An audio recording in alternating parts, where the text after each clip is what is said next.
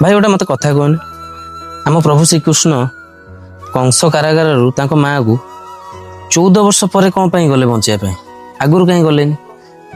ଏଇ କଥା ତାଙ୍କ ମା ବି କୃଷ୍ଣ ଭଗବାନଙ୍କୁ ପଚାରିଥିଲେ। କହିଲେ ହେ କୃଷ୍ଣ, ତୁ ତ ମାୟାବୀ, ତୁ ତ ଠାକୁର ଭଗବାନ, ତୁ ତ 14 ବର୍ଷ ପୂର୍ବରୁ ଆସିପାରିଥାନ୍ତୁ ଆମକୁ ବଞ୍ଚେଇବାକୁ, କିନ୍ତୁ ତୁ 14 ବର୍ଷ ପରେ କଣ ପାଇଁ ଆମକୁ ବଞ୍ଚେଇବାକୁ ଆସିଲୁ? ତ ଆମ ଭଗବାନ କୃଷ୍ଣ କହିଥିଲେ, କହିଲେ ମା, ମୁଁ ଯେତେବେଳେ ରାମ ଅବତାରରେ ଥିଲି ତମେ କୈକେୟୀ ଅବତାରରେ ଥିଲ, ତମ ପାଇଁ ମୁଁ 14 ବର୍ଷ ବନବାସ ଯାଇଥିଲି। ଆଉ ମୋ ମା କୌଶଲ୍ୟାଙ୍କ ଠାରୁ 14 ବର୍ଷ ଦୂରରେ ରହିଥିଲି। ଆଉ ମୋ ମା କୌଶଲ୍ୟା ଏବେ ଯଶୋଦା ରୂପରେ ଅଛନ୍ତି, ସେଥିଲାଗି 14 ବର୍ଷ ତମ କର୍ମଫଳ। ଏଠି ଭଗବାନଙ୍କୁ ବି କର୍ମଫଳ ଭୋଗିବାକୁ ପଡୁଛି।